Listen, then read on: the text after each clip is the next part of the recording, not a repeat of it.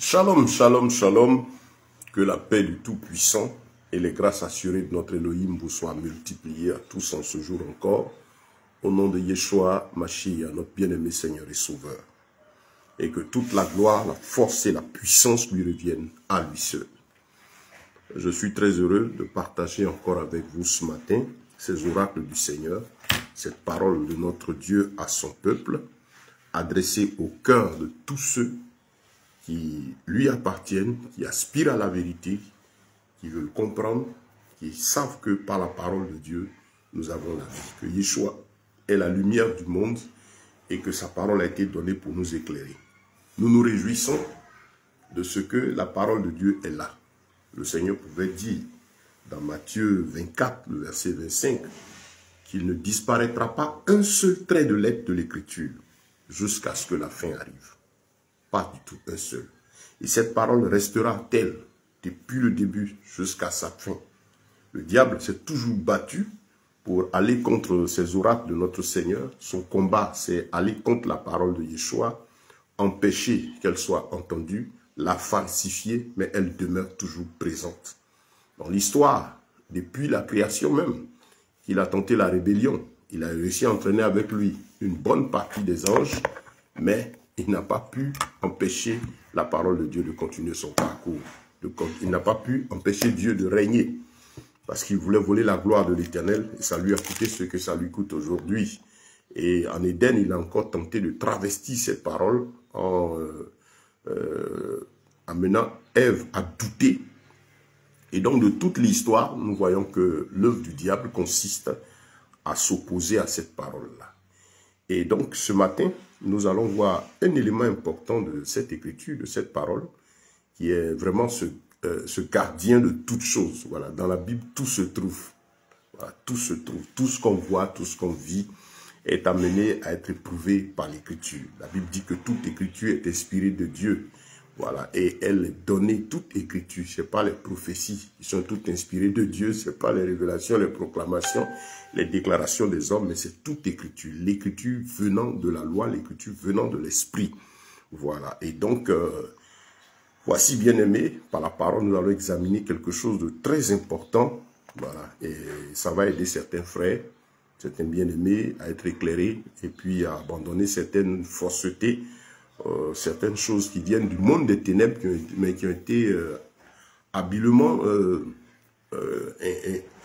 mis dans l'église, dans le milieu de la chrétienté, à l'insu du peuple de Dieu. Mais je rends grâce au Seigneur, comme je dis, le Seigneur est là, son esprit est là. Il dit, les ténèbres ne régneront pas à toujours. Les ténèbres ne régneront pas à toujours. Les ténèbres ne prévaudront pas. Les ténèbres, c'est toutes les œuvres du diable, tout ce que Satan fait, dans le but de tordre l'intelligence des gens.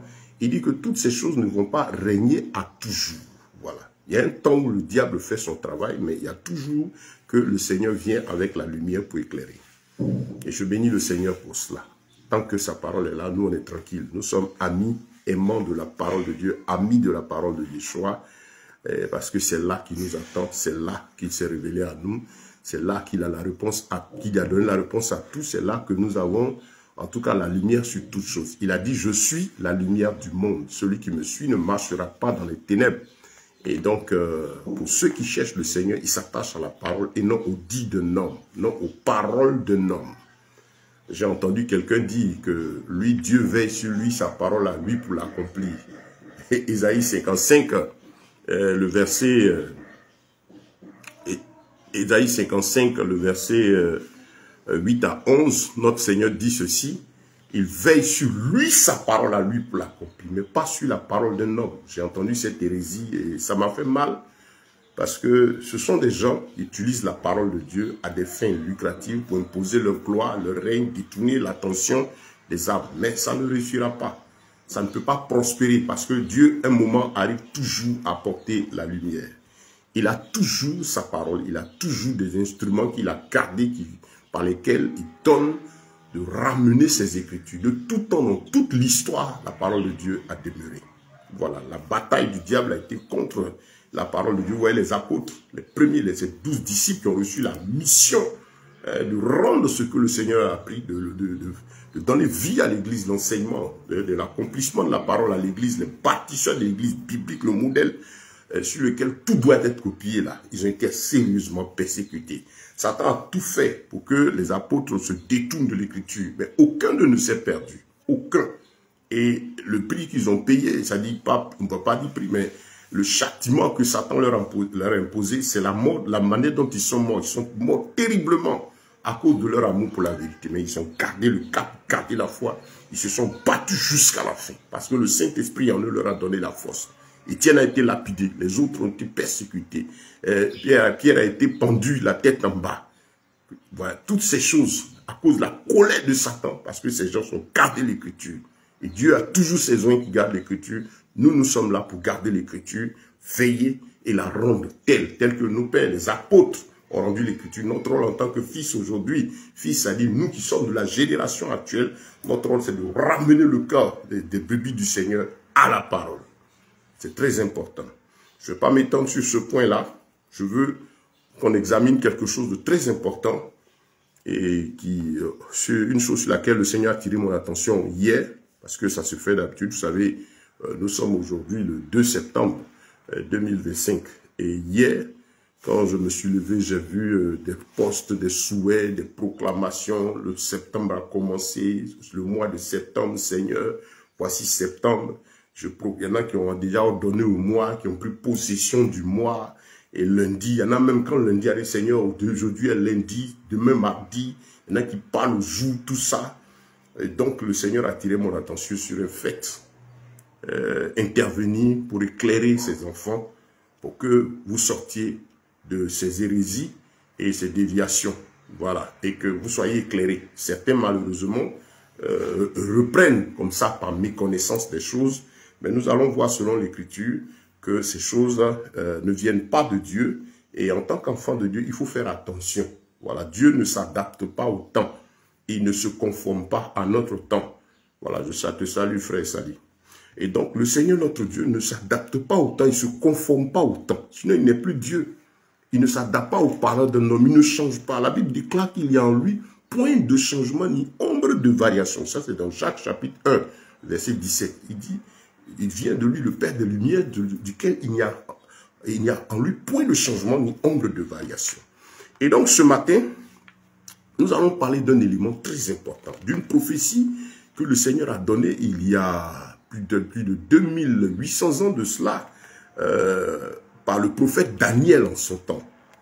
Daniel, et le livre est vaste, et je profite de là pour annoncer à ceux qui attendaient cela, que bientôt nous allons commencer des cours bibliques, voilà, des cours bibliques, des formations bibliques, voilà, des enseignements qui vont nous permettre d'aller prendre les thèmes en profondeur pour aider les frères et les sœurs à tous les niveaux, des serviteurs de Dieu qui veulent encore apprendre, qui veulent apprendre, être instruits véritablement, les aider à avoir la connaissance des choses, des bases de la parole de l'Éternel. Voilà, donc ces cours bibliques dénommés à l'école de la Bible vont demeurer. Voilà, vont commencer de façon d'une autre manière. C'est toujours la mission d'enseignement que nous avons. Nous allons poursuivre cela pour permettre au peuple de Dieu, aux bien-aimés frères et sœurs, d'être éclairés par la parole de Dieu. Ces cours vont servir à aider chacun à comprendre le monde. On parle dans un thème eschatologique, c'est-à-dire aider l'Église à comprendre le monde, la politique, les orientations politiques, économiques, sociales et spirituelles du monde actuel, les mouvements dits spirituels, tous ces mouvements, qu'est-ce que la parole a dit? Vous savez, ce qui est très intéressant, le Seigneur a déjà tout dit, tout annoncé d'avance. Il dit, quand ces choses vont arriver, sachez que je vous les ai dites. Et il a commencé à révéler les choses depuis l'ancienne alliance, depuis les prophètes, jusqu'à passant par Jean le Baptiste, est venu par lui-même quand il est venu physiquement sur cette terre, et continuant avec ses apôtres jusqu'à l'Apocalypse, le Seigneur nous a tout donné. De telle sorte qu'il n'y a rien à ajouter et rien à retrancher à cela. La Bible est complète. Complète, tout est dedans. Donc, on va ce matin examiner une partie des révélations du Seigneur qu'il a données en son temps par la bouche du prophète Daniel. Daniel chapitre 7, le verset 25, c'est une partie, hein, ça il faut des jours pour qu'on étudie cela, et c'est la raison des cours bibliques. Je vais commencer, je le fais en salle, et je vais aussi travailler à ce que, pendant qu'on le fait, ce soit diffusé en même temps en ligne.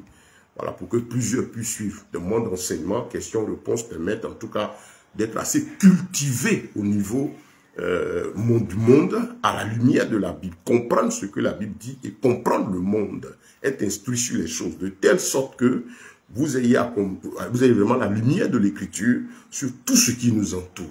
Voilà. Le diable donnait l'impression qu'il y a la parole de Dieu, la vie spirituelle à part et il y a le monde à part. Pourtant, ce monde vit à la lumière de l'écriture. Et notre Dieu connaissait toutes choses d'avance. C'est très important. Donc, parlons de cette partie de la prophétie du livre de Daniel. Prophétie, c'est-à-dire révélation, prophétie de la part de l'Éternel. Ce n'est pas les comédies qu'on voit là. Ici, il s'agit d'une révélation de la part de notre Dieu qui, au temps du prophète Daniel, montrait quelque chose qui allait arriver. Je situe un peu le contexte dans lequel cette prophétie a été donnée. C'était quand le Seigneur avait révélé d'abord la statue de Nebuchadnezzar, parlant des différentes époques, le temps des nations, et jusqu'à la fin, comment tout va se passer. C'est la statue qu'il a vue. Et ensuite, il y a eu la révélation de la partie spirituelle de la révélation de Nebuchadnezzar, le roi. Lui, il a vu la statue, Daniel a vu ça, le côté spirituel de cette statue-là. Et donc, dans Daniel, cette même révélation du Seigneur à Nebuchadnezzar va donner dans sa profondeur spirituelle à Daniel. Et donc, il va voir les différents royaumes, la puissance du diable agissant à travers ces 4 grands royaumes, ces 4 grandes civilisations qui allaient dominer le monde jusqu'à la fin. Et c'est lors du règne de ce dernier royaume-là qu'apparaît quelque chose de très important. Et donc, le Seigneur parle de l'Antichrist, toujours de la bête du diable, de ce qu'il va faire. Voilà. Allez lire ce chapitre, c'est intéressant. Vraiment, le livre de Daniel et le livre d'Apocalypse sont les 2 grands livres que si vous êtes instruit à propos, vous comprenez, le monde ne peut pas jouer avec votre vie. Parce que dedans, Dieu a tout révélé. Voilà, dans Daniel, on a l'ossature du temps, le découpage, et les événements. Dans l'Apocalypse, on a aussi toujours des rappels de ces découpages avec des détails plus importants maintenant sur des faits. Voilà. Et donc, dans Daniel chapitre 7, comme on a dit, il s'agissait du 4e royaume, le dernier, la civilisation babylonienne, qui allait être la dernière à régner sur le monde, la civilisation romaine. Et le Seigneur parlait là à Daniel en lui montrant le démon, la phase dans laquelle Satan allait agir. Et il a dit que de toutes ces actions, il y a quelque chose qu'il allait faire. Il allait espérer, il espérera changer les temps et la loi. Comme l'indique le thème du message, c'est notre thème, il espérera changer les temps et la loi. Parce que le diable, le démon allait apparaître un temps livrer la guerre aux saints et en espérant changer les temps et la loi. Mes frères, depuis toujours, le diable se bat contre la parole.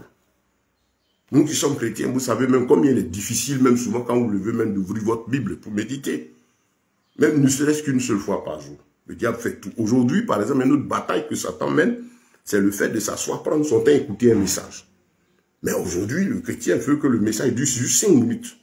Vous voyez, les cultes, c'est fait juste pour danser, faire beaucoup de bruit, et puis action, dit prophétique, de mouvements que vous connaissez, mais l'enseignement même là, on balaie ça un peu. Parce que les gens ne veulent plus écouter. La conscience est voilée. Le diable sait que quand tu t'assois et que tu fixes ton attention sur la parole de l'Éternel, tu prends du temps, elle transforme, elle guérit. Passez 1 heure de temps à écouter la parole de Dieu, mais c'est une guérison profonde de votre âme. Passez du temps auprès de la parole. Ça peut être 5 minutes, ça peut être 10 minutes, mais en général, un enseignement, ça prend quand même un petit temps. Et quand tu es assis, que tu écoutes, tu vois que la parole fait son travail en toi. C'est l'esprit qui travaille, guérit, transforme au fur et à mesure. Mais le diable veut qu'on en aille à la va-vite. Et ça, c'est un des gros problèmes. La prophétie dit ici que le diable va espérer changer la loi aussi, la parole de Yeshua. Parce qu'il sait que s'approcher de la parole, c'est... Il y a un danger, c'est être éclairé. Forcément, la parole éclaire l'esprit, elle éclaire l'âme. Et l'âme qui est en nous ayant été tirée de l'Éternel, sa nourriture, c'est la parole. Donc, si tu prends le temps d'approcher la parole, le diable sait que tu vas être instruit. Tu vas être comme on appelle, éclairé. Puisque c'est comme ça, en fait, vous prenez une prise d'électricité et vous prenez, par exemple, comment on appelle... Bon, vous savez que pour, par exemple, brancher un frigo, c'est dans la prise, il y a une fiche pour cela. Mais si vous prenez la fiche en question, qui rentre dans le frigo, et puis vous allez la mettre sur une autre source, autre que la source qui doit être là, en tout cas, si la bonne source d'énergie n'est pas celle qu'il faut, l'appareil ne marche pas. Voilà. Mais quand c'est là, ça correspond, vous voyez qu'il y a un contact automatique. Donc, l'âme qui est là, elle recherche, elle divague, ça va dans les loges mystiques, ça va dans les calculs ici. Mais une fois qu'elle rencontre sa source d'origine, la vie arrive. Voilà pourquoi le diable se bat pour que, en tant que chrétien, on ne médite pas, on ne s'attache pas à l'écriture, et même en tant que païen, que les gens n'y croient pas du tout.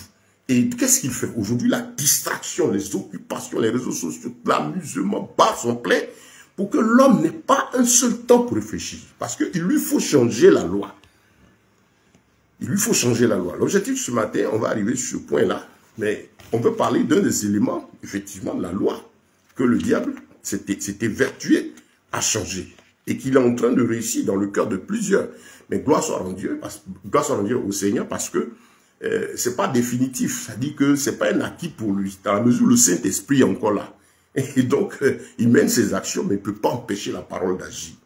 Voilà. Et donc, il y a toujours la vérité et la lumière. Le monde même prouve qu'il y a des traces. Donc, la partie qu'on va voir ce matin, c'est il espéra changer les temps de la loi, la partie du changement des temps.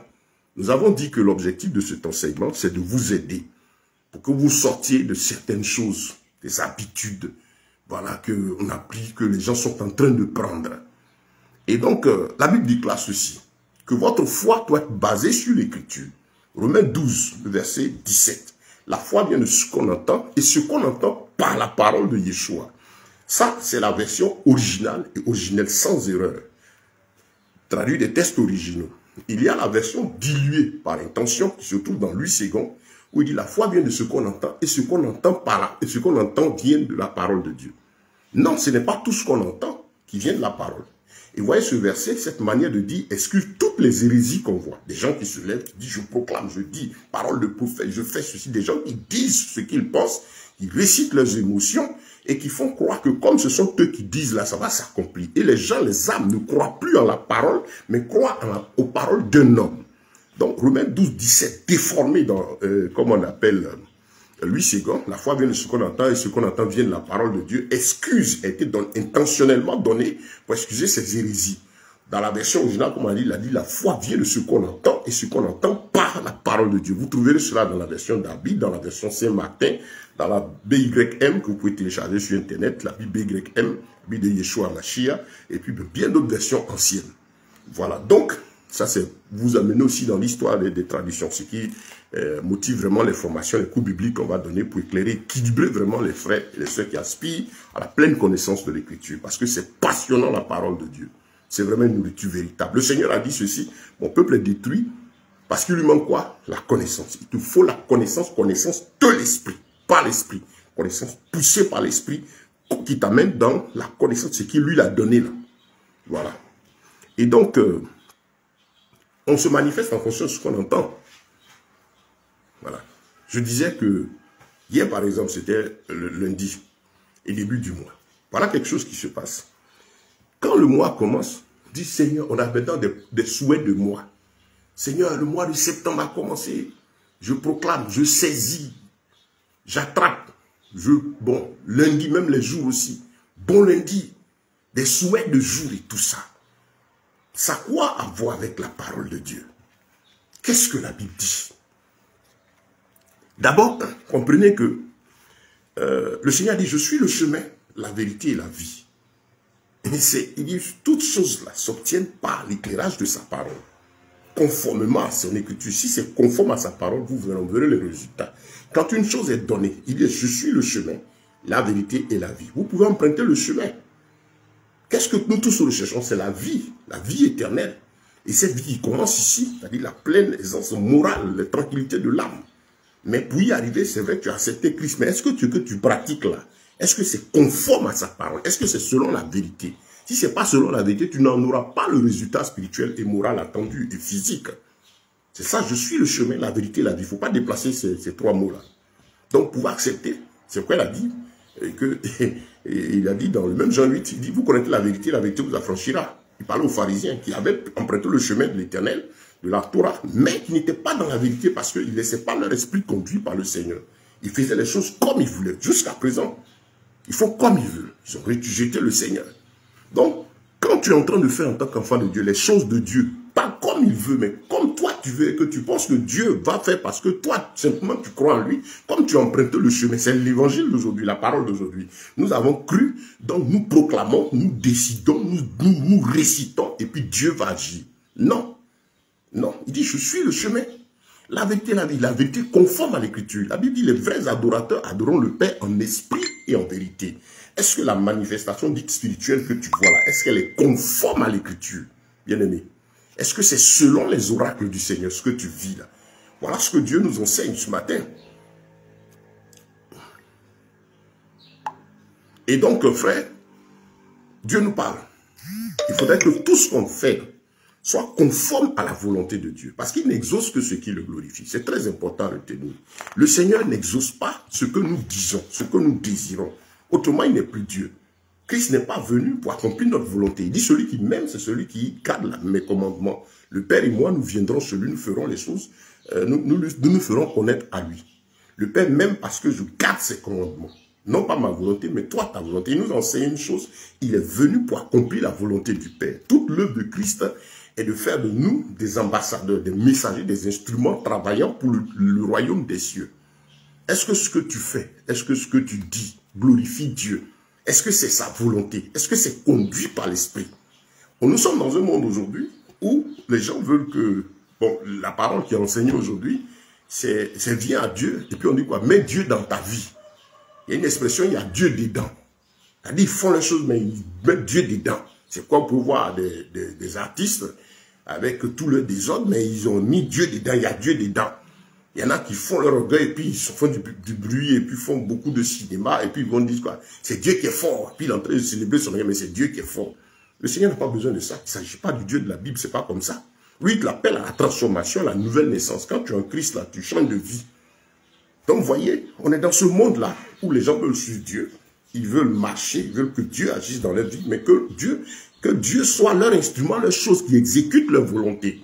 Et que leurs cœurs ne sont pas transformés, leurs vies ne sont pas transformées. Et bon, ils ont des prédicateurs comme ce qui leur plaît.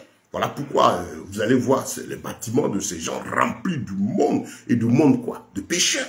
Les gens qui vivent dans le péché, mais qui croient qu'ils sont là, mais qui ne marchent pas dans la vérité, auquel on dit tu seras toujours de belles paroles, à leur révéler que c'est l'autre qui est responsable de ceci, et ils sont comme ça. Ainsi, ça entretient ces hommes-là dans une fausse foi qui n'ont pas le Seigneur. Bien-aimés, il faut que tout ce que nous fassions, tout ce que nous faisons, nous le fassions pour la gloire de notre Seigneur. Nous le fassions conformément à la volonté de notre Dieu. Donc, frère, que tu proclames, que tu décides d'un jour ceci, est-ce que c'est conforme à Dieu? Donc, regardons ceci. Comme on a dit, il y a eu début de mois, septembre.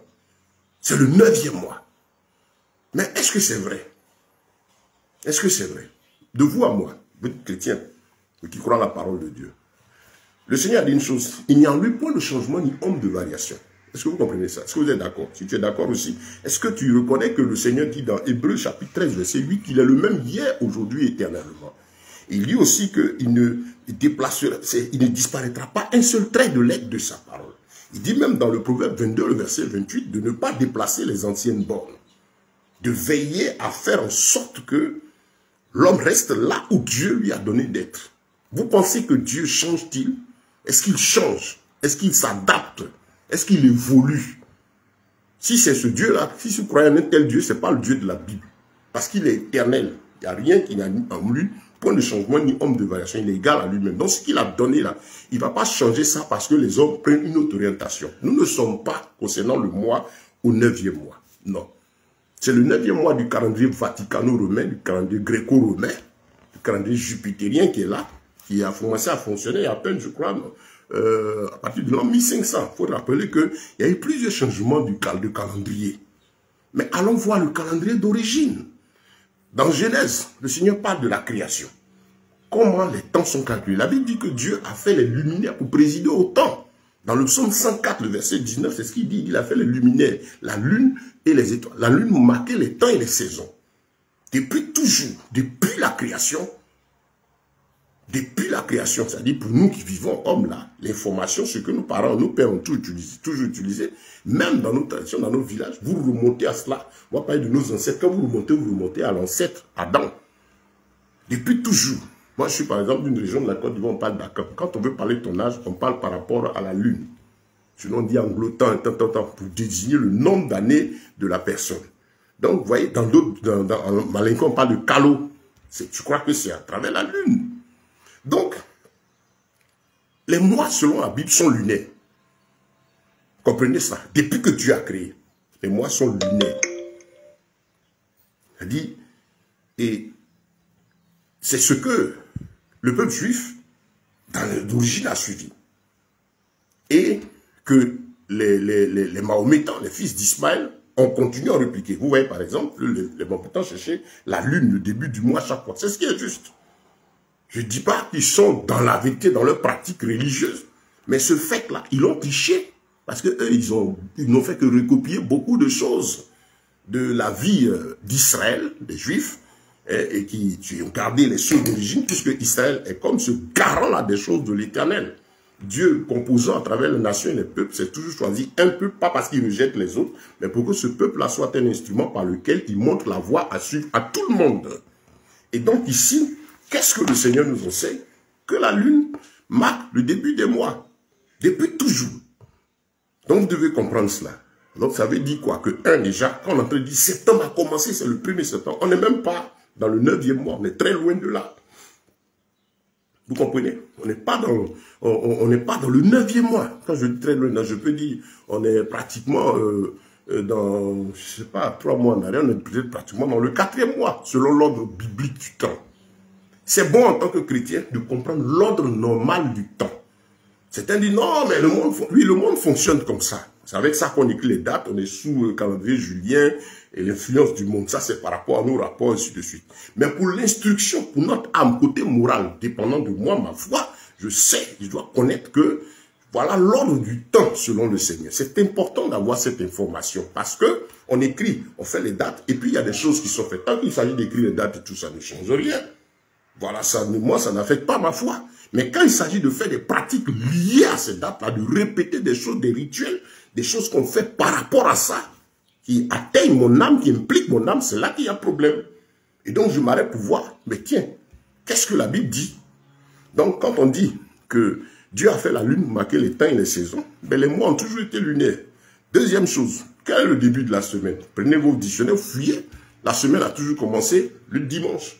Ça n'a jamais été le lundi. C'est des modifications. Vous allez prendre les anciens Larousse, là, vous allez voir ça dedans. Après, on va vous dire non, il y a la semaine civile et puis la semaine traditionnelle. C'est comme ça que ça a commencé, toutes ces hérésies. Donc, dimanche a toujours été le premier jour de la semaine. Et les jours de la semaine, vous allez voir dans l'origine des choses, vous trouvez ça avec les Hébreux, les jours de la semaine ne portent pas de nom. La Bible parle du premier jour, du deuxième jour, du troisième jour, du quatrième jour. Dieu n'a pas donné de nom aux jours. C'est important. Ensuite, les noms qui sont sur les jours-là sont adressés à des divinités venant de la civilisation gréco-romaine, babylonienne, tout c'est la Rome antique là. Voilà, ce sont ces pratiques occultes. Et chaque jour porte un nom dédié à une divinité. Vous avez le lundi. Lundi, le dieu lune là. Lundi, c'est la lune. En anglais, on dit quoi? Monday, moon, dédié. C'est pas la lune que vous voyez. Mais le diable ne s'est jamais révélé en tant que diable. Il utilise les éléments, pas des astres, c'est ceux qui font l'astrologie, qui connaissent la valeur de ces choses. Donc quand il parle de lundi, il parle du monde, de lundi, mardi, Mars, et mercredi, Mercure, et jeudi, Jupiter, vendredi, Vénus. Ce sont des divinités. Mais ce sont les hommes qui ont donné, quand Dieu a fait tous les luminaires et autres là, il a donné à l'homme effectivement donné des noms à tous ceux qui existent. Ok. Mais le Seigneur n'a pas dit d'adorer ces objets. Et les démons se cachent donc derrière ces objets-là pour se faire accepter. Mais l'homme, on va dire non, c'est lundi, c'est le Dieu lune, mais le monde occulte, celui qui est sataniste, c'est qu'il y a telle divinité. Vous allez voir le calendrier vaticano-romain, le calendrier actuel. Comme je dis, c'est à partir de, je crois, 1500 qu'il a commencé. Avant lui, il y a eu d'autres calendriers. Et donc, les jours encore bibliques, hein, le nombre de jours de l'année biblique, c'est 360 jours, c'est pas 365. Vous avez le calendrier, on dit calendrier lunaire et calendrier solaire. Je donne l'information pour les chrétiens, pour ceux qui aspirent à la vérité, pour comprendre les choses. Parce que quand vous êtes en train de faire certaines choses, impliquant ces jours, voulant impliquer l'Éternel dans des choses qui sont selon le calcul humain, là, le Seigneur dit, partage pas sa gloire avec un autre. Vous comprenez? Seigneur, c'est le 9e mois. Tu n'informes pas Dieu que c'est le 9e. Seigneur, je suis dans le 9e mois. C'est le 9e mois. J'attrape ce mois. Dieu te regarde. Il n'arrive. Ce n'est pas le 9e mois.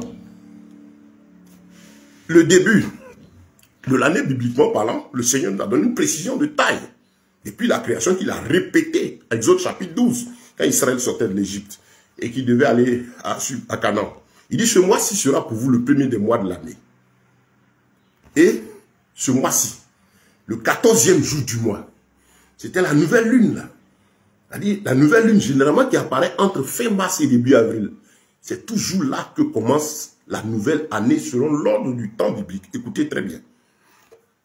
L'ordre du calcul des temps, selon que Dieu a établi. Et donc, c'est là que l'année commence. Et donc, fin mars, début avril, puisque les mois étant lunaires, vous allez voir, entre fin mars et puis avril, il y a toujours une nouvelle lune, là. Et pour ceux qui voient le calendrier vaticano-romain, le calendrier julien, là, ce calendrier bizarre, là, avec toutes ces modifications, vous allez voir que il y a des croissants lunaires que les gens mettent dessus même pour essayer d'orienter l'esprit des gens. Parce que ceux qui sont mystiques, quand ils voient, ils savent le message. Vous voyez des croissants lunaires là sur les calendriers. Pour le monde occulte, en fait, les croissants lunaires, quand ils mettent les apparitions de lune, là, vous allez voir que 1 ou 2 jours avant, 1 ou 2 jours après, la lune sort dans cette période-là. C'est dans les calculs normaux. Donc ça, c'est pour ceux qui font les sciences occultes. Et vous allez voir que dans les loges mystiques, il y a des choses qui font à certains moments, et tout est calculé sur les temps lunaires. Vous allez voir, non? C'est comme ça que ça marche. C'est sciences ésotériques et autres là. C'est comme ça qu'il marche. Mais il faut conduire le monde dans la vanité. Et le Seigneur dit, il espérera changer les saisons. C'est ça le calcul du diable, les saisons. Et donc, vous voyez aussi, une chose que le diable amène à faire. Vous avez un enseignement, saison, saison, ma saison, saison, saison. Tout ça. Et quand l'on pense qu'il y a des périodes, il y a des moments où Dieu agit, il y a des temps de mois, ainsi de suite, il y a des heures. Le diable dit, voilà, donc vous êtes déjà dans le chemin. Parce qu'en réalité, étant en Christ, il n'y a plus de jours et de mois. L'apôtre Paul pouvait dire aux Galates, vous observez encore les jours et les mois, je crois, je crains fort d'avoir travaillé en vain, parce que les Galates étaient des païens qui avaient l'habitude des pratiques anciennes. Et donc, étant convertis en Christ, nous ne sommes plus sous ce joug. Parce que pour nous qui sommes chrétiens, on n'est plus sous le joug, des calculs, des mois, ainsi de suite. Parce que nous sommes en Christ, lui qui est éternel, et étant en lui, il est avec nous tous les jours jusqu'à la fin du monde. Il a dit, à chaque jour suffit sa peine. Et quand il enseignait la prière dans Matthieu chapitre 6, il dit, donne-nous notre pain quotidien, que ton règne vienne. Donc tout le parcours de la parole de Dieu, l'accomplissement de l'écriture, on voit que la grâce de Dieu n'attend plus de jours. Quand le temple était là et qu'Israël devait aller adorer l'Éternel, c'était avec des pratiques à des dates et des moments donnés. Mais qu'est-ce qui va se passer? Le Seigneur va donc, à travers l'accomplissement de l'écriture, les cérémonies du temple, tout ça, ont été annulées, accomplies en lui. Et qu'est-ce qui s'est passé? Le Saint-Esprit qui habite le temple, qu'on allait chercher une fois de l'année, par le souverain sacrificateur, on va dans les parvis, ainsi de suite. L'Esprit de Dieu, désormais, a quitté le temple et habite en qui? En toi et en moi. Donc, celui qu'on allait chercher par des périodes là, on ne va plus le chercher puisque maintenant il est en nous 24 sur 24. Le Saint-Esprit est en nous 24 sur 24. Si tu comprends, frère, je crois que le Seigneur ouvre ton esprit, frère. Donc, tu n'es plus tenu par les jours et les mois. Il est là tous les jours. Il ne fera pas une œuvre le lundi, une œuvre le mardi, dans le 9e mois, dans le 10e mois. Étant né en Christ, on n'est plus concerné par ces mouvements-là. Puisque l'Esprit de Dieu habite en nous. Retenez ça, c'est le tout qui est là. Le Saint-Esprit habitant dans le chrétien n'est plus tenu par tout ça. Côté accomplissement, côté réalisation, côté manifestation, tout ce qui est apport moral là, qui transforme, qui agit sur notre vie là, on n'est plus concerné par ça parce que nous marchons avec le Seigneur 24 sur 24 pour entrer dans l'éternité. Et déjà cette œuvre de l'Esprit là se produit en nous. Mais il est important pour nous, en tant que disciples de Christ, d'être éclairés. De sorte que, moi je comprends, je sais que je suis plus sur le jour des mois. Je n'observe plus les jours et les mois. C'est-à-dire par rapport à ma foi, par rapport à la pratique, je n'observe plus ça. Dans le monde civil, je marche, j'écris les dates parce qu'effectivement, on a besoin de ça pour s'orienter, puisque nous sommes toujours encore dans le temps. J'espère que vous comprenez. Mais en même temps, je suis instruit, je suis tenu de comprendre ce qui se passe, puisque notre Seigneur avait révélé cette chose grave que le diable allait faire. Il allait espérer changer les temps et la loi. C'est une des révélations très sérieuses de l'Écriture. Ce que Dieu a révélé à Daniel, là, c'est très important de comprendre cela. Quand vous avez étudié ça, vous avez compris ça. C'est pourquoi je vous invite, si vous êtes nouveau, que vous tombez sur ces enseignements. Voilà, vous avez l'occasion de m'écrire, ainsi de suite, vous ajoutez sur notre groupe WhatsApp et pour vous aider à participer à nos cours bibliques, les formations qu'on donne. C'est important d'être éclairé. Quand on est éclairé, vraiment, on est tranquille. Les hérésies, la comédie, on ne tombe pas dedans. On sait discerner le monde mystique. Les mystiques habillés en soi-disant chrétiens, là, ces gens qui ont vendu leur âme, sont dans le satanisme, là, on sait les identifier. Voilà, donc, on n'est pas tenu par ces calculs, mais on est tenu d'être informé de ce qui se passe, de qui a modifié tant. Parce que notre Père a dit que le diable allait espérer changer les temps et la loi. Il y a eu des modifications importantes qui sont faites. Frère, c'est de cela qu'il s'agit. Donc, ce matin, tu dois comprendre que tout ça, c'est une des déviations. C'est inutile, ça n'apporte rien. C'est plutôt inspiré par le diable. Donc quand on entend dire qu'on est dans le Seigneur, le mois de septembre, bon mois de septembre, c'est quoi tout ça? Nous sommes dans une époque des bénis oui-oui. Vous voyez maintenant, les chrétiens sont devenus un peu comme une religion que vous connaissez. On bénit seulement, on te déverse les bénédictions. Mais là, je prends. Je saisis, je prends, je saisis. Et les chrétiens sont dans ça. Quelqu'un récite et puis j'attrape.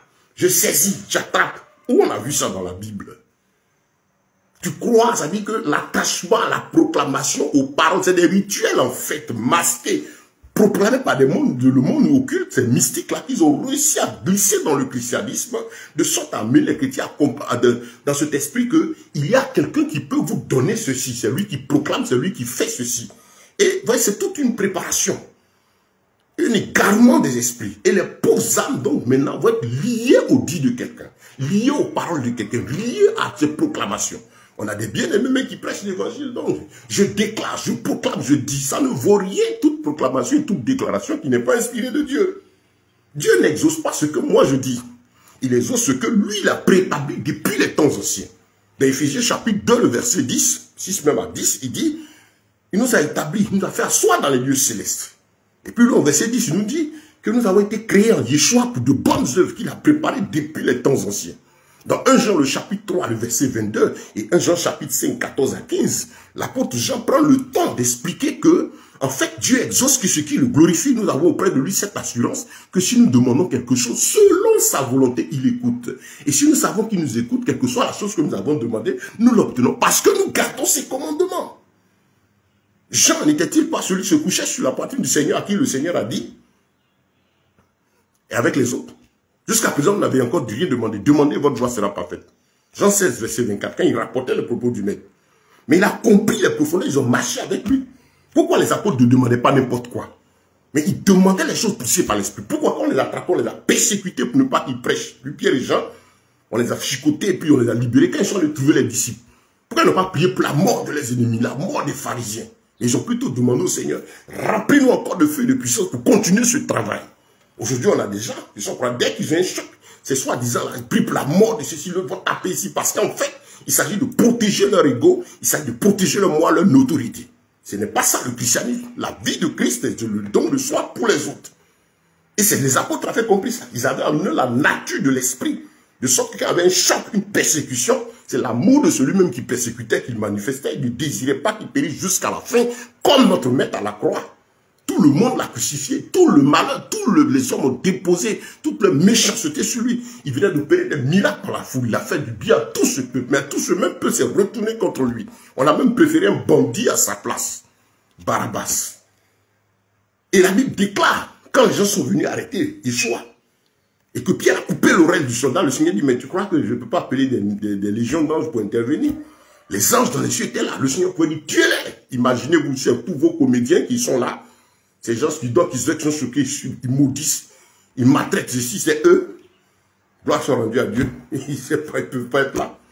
Mais ils seraient en train de maudire les gens. Que les gens descendent, tuez-les, frappez-les. Je suis le bishop à ma parole. Si tu ne sais pas, serviteur de Dieu, si je ne suis pas ça, ce n'est pas. Celui qui fait ça, il n'a rien à voir avec Christ. Il se reproche des choses. Voilà pourquoi ils maudissent. Voilà pourquoi ils souhaitent la mort.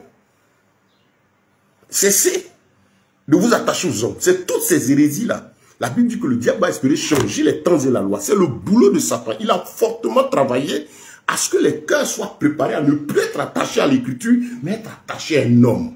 De sorte que maintenant, les gens dépendent des proclamations, des dits, quoi, baba, daddy, mon papa, mon bishop. Une parole, il y a une prophétie sur ma vie. Il y a une chanson là même dit, il y a une prophétie sur ma vie. Qui a dit quoi sur ta vie?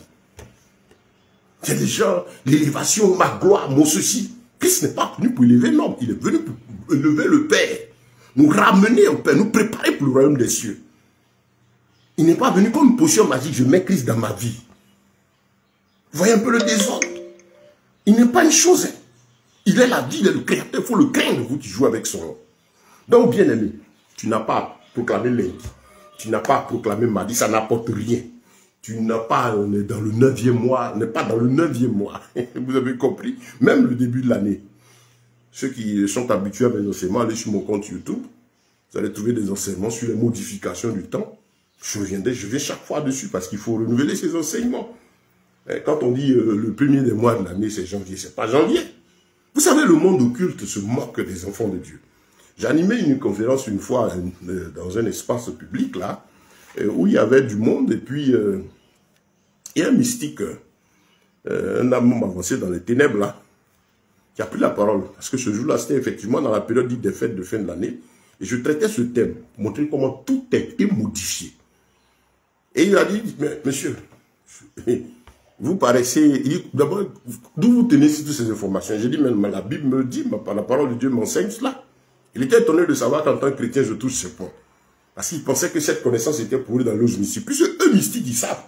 C'est quoi cette période? Il y a beaucoup de choses qui se passent. Ils savent quelle divinité adorer. Quand on parle de Janus, ils savent, de janvier, là, ils savent quel démon ils adorent. Ils savent ce qu'ils adorent le 25 décembre. Ils savent qu'est-ce qui est fait 7 jours plus tard, 8 jours, 7 jours plus tard. D'où vient cette tradition? Comment les choses ont été masquées? Et comment la foule qui ne veut pas aussi, parce que les gens sont responsables, hein, la foule qui n'aime plus la vérité. Vous allez toucher à ces sujets en plein moment où les gens ont monté leur business, s'apprêtent à avoir beaucoup d'argent, et vous allez apporter la lumière pour dire la vérité. Ça va les énerver. Quelqu'un qui bâtit son business sur la proclamation des mois et ceci, ça lui donne de l'argent. Entendre cette vérité, ça va l'énerver. Parce qu'il a des intérêts là. Il gagne quelque chose là. Et il se voit en danger. Frères, sœurs, faites attention. Donc, c'est pour vous dire que c'est une prophétie du Seigneur. C'est notre Dieu qui l'a révélé. Il espéra changer les temps et la loi. Et c'est quelque chose de grave. Ces modifications qui n'ont rien à voir avec la parole de Dieu, qui au fond ont des démons cachés, mais faciliter les choses de telle sorte que le peuple de Dieu ait l'impression que c'est quelque chose de comme ça. Frère, ce n'est pas quelque chose de comme ça, c'est. L'enjeu est de taille. Il s'agit du salut de la vie éternelle. Ne jouez plus avec vos vies, frères. Arrêtez ces choses. Je connais beaucoup de frères, serviteurs de Dieu, bien intentionnés, mais qui dans l'ignorance répètent. C'est une répétition. Je proclame, je déclare, ça n'a aucune valeur. Nous avons des désirs. Mais nous bénissons. Mais bénissons poussés par l'Esprit. Il y a la bénédiction parce que je suis content, je dis merci, je prie que la grâce de Dieu soit avec quelqu'un, oui. Mais quand tu as décidé de ce qui va arriver à quelqu'un, de programmer, faites attention. Il ne faut pas confondre ces proclamations qu'ils appellent même prophétie. Je prophétise sur ta vie. Prophétiser veut dire parler de la part de Dieu. C'est tout. C'est Dieu qui parle. Quand il n'a rien dit, on se tait. Donc les gens proclament, les gens déclarent, mais ce ne sont pas des prophéties. On dit c'est action prophétique pour pousser tant. Je vais encore revenir sur ce sujet. Pour aider le peuple de Dieu, ne tombez pas de ces pièges-là. Sortez de là. Tu es frère, tu es en Christ, on n'est pas tenu par les temps, les circonstances, les lois. C'est fini ça. Maintenant, dans l'écriture des temps et tout ça, on est obligé, on est tenu de le faire, ça n'affecte pas notre foi. Mais quand il s'agit que ces jours-là, on est à poser des actes qui impliquent notre âme, notre cœur, c'est là que nous sommes avertis pour dire attention, on n'a rien à voir avec ça. Bon lundi, la saison de temps, non. On n'est plus dans les histoires de saison. La grâce est avec nous tous les jours jusqu'à la fin du monde. Le Seigneur n'a pas de, il n'y a pas de bénédiction programmée. Il y a l'œuvre de l'Esprit selon lui son temps. Il n'y a pas un homme qui décide une programmation. Il y a l'Éternel qui agit. Il dit à chaque jour suffit sa peine. C'est comme ça qu'il nous a appris à vivre. Et depuis l'effusion de l'Esprit, l'Église, nous vivons au jour le jour, dans la sanctification. Parce qu'à tout moment, on peut partir. C'est ça, la foi du disciple. Il est averti, il est éclairé. Donc, en tant qu'enfant de Dieu, quand je vois, bon mois de septembre, je sais qu'on n'est pas dans le 9e mois. Et je sais, je connais l'ordre du calendrier normal. Et je sais les falsifications. Mais je sais que je suis né en Christ, donc je suis plus sous ce joug. Mais j'ai la vérité au sujet de ça. De sorte qu'un apostat ne peut pas étudier ça pour me distraire. Cette année, la même année, j'essaie de répéter. Ce n'est pas des potions magiques. Dieu est celui qui parle. Il est souverain. Quand il dit quelque chose, ça se réalise. Quand ce n'est pas lui, ça ne se réalise pas. Le Seigneur dit, bien-aimé, ne vous conformez pas au siècle présent. Donc ce message est pour vous dire, sortez de ces hérésies-là. Ne vous conformez pas à ces plaisanteries. C'est de l'amusement. Si tu prêches que tu n'es pas instruit, je crois que l'humilité de connaître. Allez, faites des recherches sur Internet. Ce qui est bien aujourd'hui, les moteurs de recherche, ça sont bons. Vous pouvez mettre dedans calendrier biblique, calendrier original. Vous allez avoir les informations. C'est vrai qu'on est bombardé avec aujourd'hui l'intelligence artificielle de beaucoup de faux qui travaillent à changer les mentalités. Et ça, c'est un démon auquel il faut faire attention. Mais en même temps, on s'en sert. Nous, ça nous aide. Donc, quand je prends, ça nous sert à chercher, à fouiller. Voilà. Et donc, le logiciel informatique et tout ça, le moteur de recherche nous aide. Mais nous sommes attachés à notre Bible. Voilà. J'ai ma Bible, j'y suis attaché. Je la médite jour et nuit et par elle, j'écoute, je marche. Étant rempli du Saint-Esprit qui m'aide à marcher. Et donc, étant attaché à la parole de Dieu, je suis aussi instruit, cultivé. Être cultivé, c'est ça. La Bible dit que le commencement de la science, c'est la crainte de l'Éternel. Est intelligent celui qui craint Dieu, sait, connaît celui qui a l'esprit de Dieu et qui a la crainte de Dieu. La crainte de Dieu, c'est au-delà de croire. C'est croire et tenir compte de la parole de Dieu dans tout ce qu'on fait, ayant compris que Dieu n'exauce que ce qui le glorifie et que je suis fait pour marcher que pour lui. Donc, bien aimé, il faut arrêter ça. Tu es en Christ, ça ne fait rien, ça ne change rien. Et puis Dieu est merveilleux, que ça n'apporte rien. Chaque jour, les gens recyclent les mois. L'année arrive, ils déprogramment le mois. Ce mois, année d'abondance, semaine d'abondance. Ce mois de septembre, de toutes les possibilités. Chaque fois, les gens répètent, vous voyez, il n'y a rien, mais toujours, ils sont en train de créer un faux espoir dans le cas des pauvres âmes. Et ces gens, la Bible déclare que quoi? Dans 2 Pierre, il est dit que c'est pour l'amour de l'argent. C'est pas esprit de cupidité. Ils trafiqueront de vous par des paroles fabriquées. Dans une version ancienne, il dit des paroles fabriquées. 2 Pierre. Voilà, dans le livre de 2 Pierre. C'est ce passage-là est assez puissant. Où le Seigneur vient nous avertir de l'esprit dans lequel ces hérésies se font. Or, 2 Pierre chapitre 2, or il y aura aussi de faux prophètes parmi le peuple. Comme aussi il y en aura or il y a eu de faux prophètes parmi le peuple, comme aussi il y aura parmi vous de faux docteurs. Ils sont docteurs, ils maîtrisent leur sujet. Hein. Mais quand tu as vêtu de l'écriture, tu sais discerner leurs mensonges. Et qui introduiront furtivement des sectes, il dit furtivement avec malice et subtilité, des sectes de perdition, parce qu'ils sont perdus, ils vont vouloir vous perdre aussi. Reniant aussi le maître, ils utilisent le maître, mais le renient, n'aiment pas Christ, mais ils utilisent son nom parce que c'est leur business, qui les a achetés, et faisant venir sur eux-mêmes une prompte destruction, et plusieurs les suivront, dans leurs excès, à cause de la voix de la vérité sera calomniée, blasphémée. Et par la vérité, voilà, et par cupidité, ils feront trafic de vous avec des paroles artificieuses, dans une version fabriquée. Regardez-là aujourd'hui. Ils fabriquent des paroles, ils s'asseyent. Le développement personnel, c'est-à-dire l'évangile est devenu un truc de développement personnel. Chacun essaie de dire quelque chose d'une certaine manière, et puis bon, les paroles de temps. Et puis il y en a qui disent, non, nous, on parle prophète, parle apôtre. Des gens qui se sont décidés être des égaux de Dieu, ils disent qu'être serviteurs de Dieu, ça veut dire qu'ils sont des personnages exceptionnels, et ainsi de suite. Je sers le Seigneur. Notre objectif, c'est pas, je n'attaque pas, on dit on attaque les hommes de Dieu, non. Nous nous attaquons aux hérésies. Et celui qui est serviteur de Dieu est content parce que la vérité vient. Même quand il s'est égaré, au moins ça lui fait du bien, parce que l'enjeu là, c'est le salut. Nous ne sommes pas, l'évangile ne consiste pas à faire la promotion des hommes, consiste à glorifier Yeshua. Apocalypse 19, verset 10, l'esprit de la prophétie, c'est le témoignage de Yeshua. Tout message, tout ce que tu entends doit te ramener vers Christ.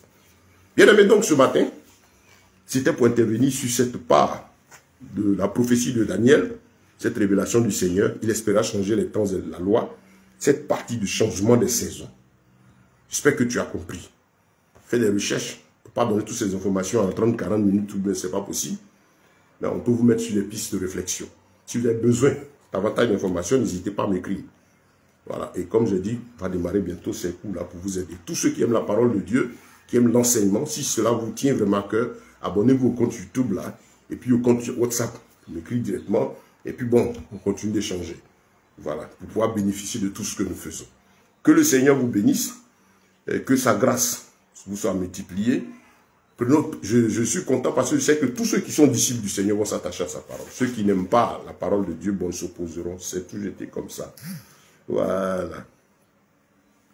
C'est le Seigneur qui produit en nous le vouloir le faire. Marchons selon sa volonté. Recherchons ce qui lui plaît. Et comprenons que Dieu n'exauce que ce qui le glorifie. Voilà, si depuis longtemps tu récites, on te pratique, c'est parce que tu n'as pas encore rencontré le Maître. Il est là tout proche de toi. Accepte Yeshua comme Seigneur et Sauveur. Et dans un cœur humble et simple, attache-toi à sa parole. C'est là qu'il a tout donné. Il n'y a rien à ajouter. Il n'y a rien à retrancher. Le vrai enfant de Dieu, le vrai serviteur de Dieu vous ramène à Christ. Moi, quelqu'un m'a dit, il était content, j'étais en mission dans une ville, j'enseignais, il venait, il suivait les enseignements.